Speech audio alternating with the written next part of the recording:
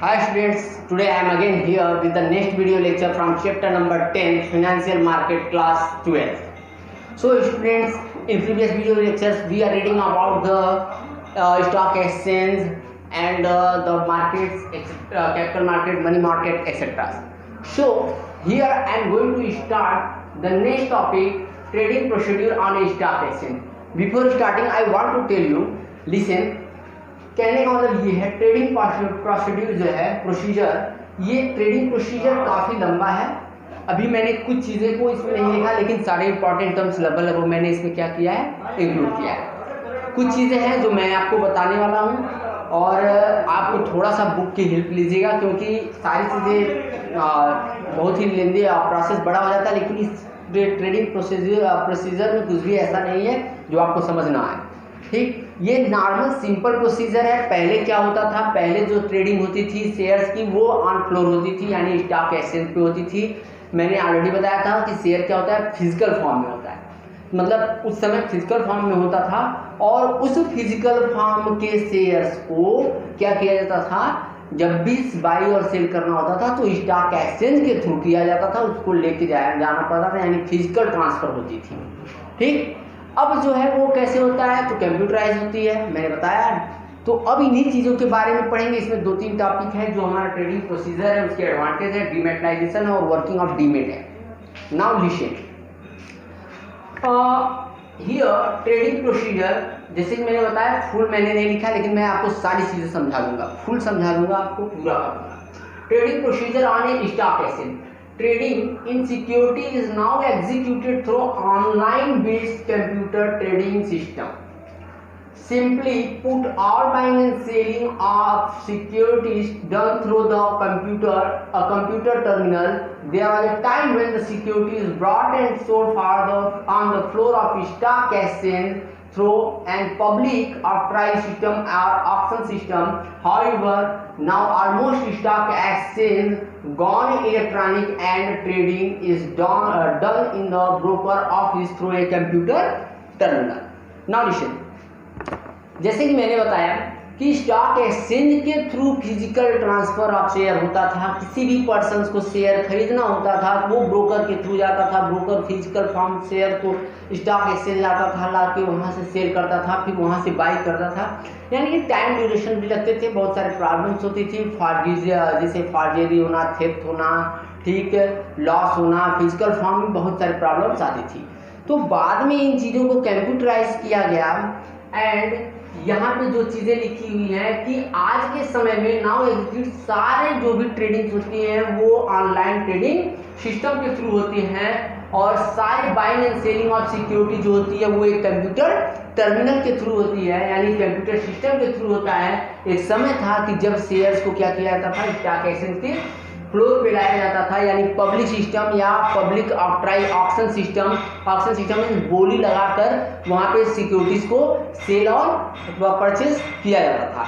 यानी सिक्योरिटीज को ऐसे जनरली सेल नहीं किया जाता था, या बोली लगती थी, जिसका प्राइस हायर होता था उसको क्या किया जाता था, सिक्योरिटी को सेल किया जाता था। अब सुनिए, नाउ इन डेज, इसके आगे मैं बता रहा हूँ, now in days the broker must be registered with the stock exchange and his computer connected with the stock exchange's computer. Means जो उसका कंप्यूटर होता है वो कंप्यूटर कहाँ पे होता है, तो उसका कंप्यूटर जो है कनेक्टेड होता है। लिसन कि however almost stock exchange given the broker office and through a computer stock exchange handmade computer system, यानी stock exchange have main computer system with the many terminals and spread across the country. Trading in security done through the broker who are the member of stock exchange.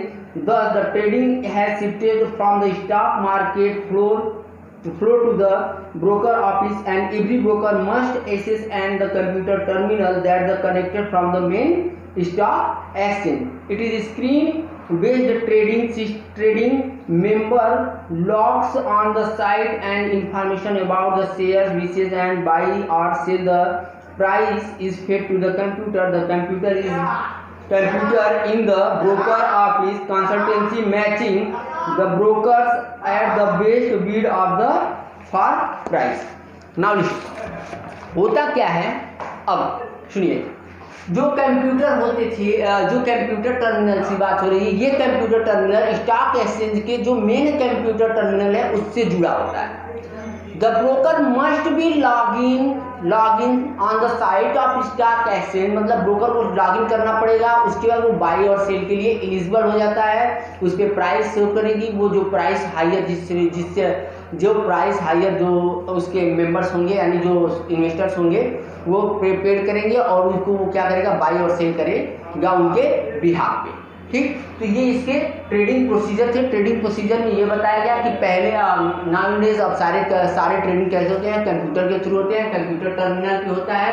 और जो security होती है, पहले जो security होती थी उनकी buying और सेलिंग और फ्लोर पे होता था, यानी स्टॉक एक्सचेंज पे होता था फिजिकल फॉर्म के रूप में. और ये एक्शन होता था, जो हायर बोली लगाता था उसको सेल किया जाता था. लेकिन अब जो होता है ऑलमोस्ट मैक्सिमम जो होता है लगभग 99% शेयर्स की ट्रेडिंग अब कैसे होती है, अब ये आपकी ऑनलाइन ही होती है. और इसके लिए ज़रूरी क्या होता है कि वो जो ब्रोकर है उसका कंप्यूटर टर्मिनल से यानी मेन कंप्यूटर से स्टॉक एक्सचेंज के जुड़ा हो और वो लॉगिन करेगा साइट पे, फिर शेयर की प्राइसेस देखेगा, जहाँ पे हाई प्राइस जो इन्वेस्टर देगा उस प्राइस डिटरमाइन होगा और उसी को परचेज और सेल करेगा उनके बिहाफ पे. ये था हमारा ट्रेडिंग प्रोसीजर. ये कुछ नहीं है, नॉर्मल चीज़ें हैं एकदम. कंप्यूटर आप बिहेवियर देख सकते हैं, आप किसी स्टॉक एक्सचेंज की साइट पे भी आप इन चीज़ों को देख सकते हैं. ठीक, आप प्रैक्टिकल नॉलेज दे सकते हैं. ठीक, नाउ एडवांटेज. अब इसका एडवांटेज क्या है, सबसे पहले कि ये इंश्योर करता है ट्रांसपेरेंसी, क्योंकि ये स्क्रीन बेस्ड ट्रेडिंग होती है. इस वजह से इसमें सारी चीज़ें आपको साफ साफ दिखती हैं. इसमें ट्रांसपेरेंसी होती है, जैसे इसमें प्राइस की आपको पता हो जाएगी, इसके फ्यूचर ग्रोथ की, लास्ट ग्रोथ की, ये सारे आपको इंफॉर्मेशन मिल जाता है. Increase efficiency of information. Increase efficiency of information means, listen, increase efficiency means being passed on thus helping in the fixing of price efficiency. Computer screen display information on price, also capital market develop the influence share price. Mean ये efficiency बढ़ाता है, जिससे क्या होता है, इससे shares की price भी इंक्रीज होती है और मार्केट जो कैपिटल मार्केट जो डेवलपमेंट होता है वो इसी के बेसिस पे होता है, यानी ये एफिशिएंसी को इम्प्रूव करता है. Now improve the liquidity of stock exchange means because a large number of participants buying and selling the security on stock exchange through the computer terminals, so it's provide more liquidity for the securities. जैसे क्या होता है कि बहुत सारे लोग खरीदने और बेचने के लिए एक ही प्लेटफॉर्म पे आते हैं, तो यहाँ पे क्या होता है कि लिक्विडिटी अवेलेबल होती है, जल्द से जल्द शेयर्स इजिली बिक जाती है. फिर single trading platform means all the trading centers spread all over the country have been brought into one trading platform, stock exchange. Now we can buy and sell through online trading only. Means ये single trading platform होता है जहाँ पे पूरे देश के लोग आते हैं अपनी बाइंग और सेलिंग ऑफ सिक्योरिटी के लिए. यानी इसका एडवांटेज ये है स्टॉक एक्सचेंज का कि ट्रेडिंग प्रोसीजर में कि ये ऑनलाइन होता है, जहाँ पे सारे के सारे लोग आते हैं, मतलब पूरे ऑल ओवर कंट्री से, जो अपने सिक्योरिटीज को परचेज और सेल करते हैं. ठीक, इस टॉपिक को एक बार आप इसको वीडियो लेक्चर सुनने के बाद सेल पढ़िएगा, आपको सारी चीज़ें ऑटोमेटिकली याद हो जाएंगी. Now listen, dematerialisation. Now dematerialisation listen, dematerialisation में होता क्या है, जैसे कि मैंने बताया कि शेयर्स की फॉर्जरी होती थी, थेफ्ट होती थी, लॉस्ट हो जाता था, यानी पेपर फॉर्म में होता था. फिजिकल फॉर्म में शेयर्स को बहुत सारी प्रॉब्लम्स होती थी, लोगों को बहुत सारे कन्वेंस में प्रॉब्लम होती थी. तो इसकी वजह से बाद में धीरे धीरे इसको डीमैट में रखा गया.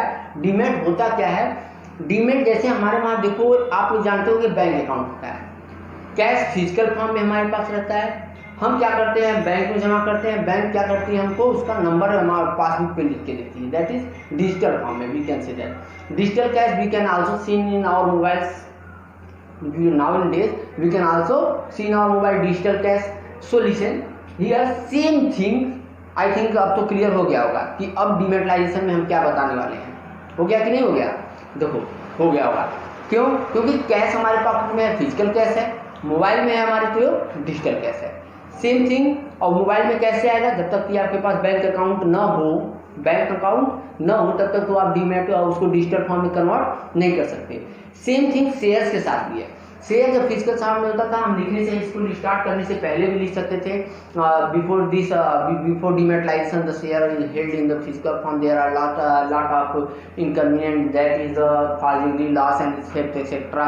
There are chance of fraud, and nowadays listen, dematerialization is a process where the security is held in investors in the physical form are cancelled and invest are given an electronic entry or number, so he and she can held it is an electronic balance in an account। यानी क्या, अब क्या होगा कि जो shares physical form में होते थे उनको कैंसिल कर दिया जाता था, यानी इन्वेस्टर्स के शेयर्स को जो फिजिकल फॉर्म में थे उनको कैंसिल करके एक इलेक्ट्रॉनिक नंबर प्रोवाइड करा दिया जाता है, यानी इलेक्ट्रॉनिक फॉर्म में कन्वर्ट कर दिया जाता है, और जिसको इलेक्ट्रॉनिक बैलेंस के रूप में उनके अकाउंट में रखा जाता है। जैसे मान लो आपने किसी कंपनी के 500 शेयर खरीदे, अब 500 शेयर अगर वो नंबर 500 है, अब मान लो उसने क्या किया, आपको एक सर्टिफिकेट दे दिया, तो फिजिकल फॉर्म में था, आप क्या किया, उसको रखे हैं, बहुत दिनों से रखे हुए, 10 साल 15 साल, कभी कभी लोग होल्ड कर जाते हैं शेयर्स को, ठीक। तो अब उसको चांस होता है लॉस हो जाएगा, गल जाएगा या चोरी हो जाएगी, बहुत सारे लॉट ऑफ चांस होते हैं। तो अब वही उसी में अब वो प्रोसेस जिसके थ्रू आपके फिजिकल शेयर्स को कैंसिल करके इलेक्ट्रॉनिक फॉर्म में रखा जाएगा, और जितना शेयर यानी 500 शेयर अगर आपने खरीदा था, आपके अकाउंट में शो बैलेंस न्यूमेरिकल नंबर में यानी नंबर के फॉर्म में क्रेडिट कर दिया जाएगा। That is called dematerialisation. In single line we can say that the process of holding security in an electronic form is called dematerialization. Means the process of holding security in electronic form is called dematerialization. जब उन shares को electronic form में रखा जाता है तो इसको बोलते हैं डीमेटलाइजेशन। नाउ अब ये डीमेटलाइजेशन, अब इसमें आप और चीजें थोड़ा बहुत लिख सकते हैं, ठीक, इसको अच्छे से। Now working of demat system. अब डीमेट सिस्टम काम कैसे करता है? ऐसे डीमेट कैसे काम करेगा? यानी डीमेट कोई भी कर सकता है क्या? ऐसा नहीं। मैंने पहले बताया अभी कुछ देर पहले डिजिटल कैश वाले एग्जांपल के साथ कि क्या होना चाहिए, अकाउंट होना चाहिए, तब आपका कैश डिजिटल में कन्वर्ट होगा। Same thing for the purpose of dematerialisation the investors must have और डीमेट अकाउंट। अब उसके पास यानी क्या, जो पर्सन शेयर खरीदना चाह रहा है उसके पास डीमेट अकाउंट होना कंपलसरी है। अब डीमेट अकाउंट होना कंपलसरी है। अभी आपको डीमेट का आइडिया, डीमेट और डिपॉजिटरी पार्टिसिपेंट्स एक्सेट्रा, इन सारी चीज़ों का आपको क्या करेंगे, डिफिनीशंस अभी हम देते हैं। फिलहाल इसको हम पढ़ लेते हैं। और working system of depository demat system और डिपॉजिटरी पार्टिसिपेंट्स आइदर ए बैंक, ब्रोकर और फाइनेंशियल इंस्टीट्यूशन।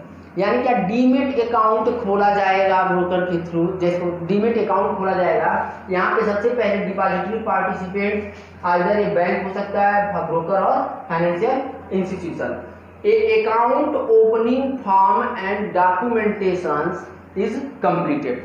मतलब जैसे अकाउंट खोलते हैं हम लोग, तो उस समय भी हमको क्या होता है, अकाउंट खोलने के लिए हमको अपना एड्रेस प्रूफ, पैन, आईडी ये सब देना पड़ता है। यहाँ पे भी बोल रहा है account opening form and documentation complete होना चाहिए।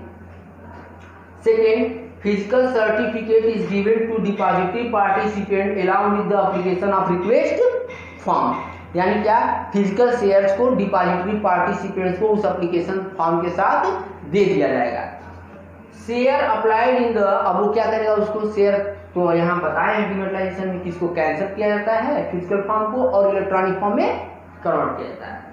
Share applied in public offers simple detail of depository participants and demat account automatically credit. अगर वो पर्सन शेयर खरीदता है तो उसको अपने डिपॉजिटरी पार्टिसिपेंट्स का और डीमेट अकाउंट का क्या करना पड़ेगा, पूरा इंफॉर्मेशन प्रोवाइड कराना पड़ेगा, और उतना शेयर उसके अकाउंट में क्या हो जाएगा, क्रेडिट कर दिया जाएगा। सेम थिंग अगर वो ब्रोकर के थ्रू सोल्ड करता है अपने शेयर्स को, अगर कोई पर्सन सोल्ड करता है डिपॉजिटरी ब्रोकर के थ्रू, तो डिपॉजिटरी पार्टिसिपेंट्स क्या करेगा, depository participants is instruct to debit the number of share from demat. जितना शेयर बेचेगा उतना शेयर उसके अकाउंट से क्या किया जाएगा, डेबिट कर दिया जाएगा। ठीक, इसके बाद द ब्रोकर रिसीव एंड पे द अमाउंट फॉर शेयर्स। अब जो यार जो सेल करेगा तो अमाउंट रिसीव करेगा ब्रोकर, पे का, और अगर परचेज करेगा तो पे करेगा। ठीक, उसके बाद है ऑल ट्रांजेक्शन, ये मोस्ट इंपॉर्टेंट है, 1 मार्क में पूछा भी जाता है। All trading of settlement done on T+2 basis. It means within the trading, within 2 days of trading all the procedure on done. Means इसको हम ब्रीफ में पढ़ दे रहे हैं आपको। All this transaction are to be completed within 2 days, that is delivery of share and payment received from the buyer is 1 T+2 settlement period। यानी ये 2 दिन में जो जब परचेज होता है उसके 2 दिन के अंदर रिसीव ऑफ पेमेंट हो जाता है, इसी को बोलते हैं T+2 बेसिस। ये चीज़ें थी, आपको डीमेट और डिपॉजिटरी पार्टिसिपेंट्स इन दोनों के डिफिनेशंस बताते हैं। वैसे सुन लीजिए, डीमेट अकाउंट क्या होता है। Demat account is an account which is every Indian citizen should have for trading in securities। Demat account सभी के पास होना चाहिए जो भी इंडियन सिटीजन है और जो ट्रेडिंग करना चाहते हैं सिक्योरिटीज में। Okay, such as equity share and debentures etcetera. Now thank you.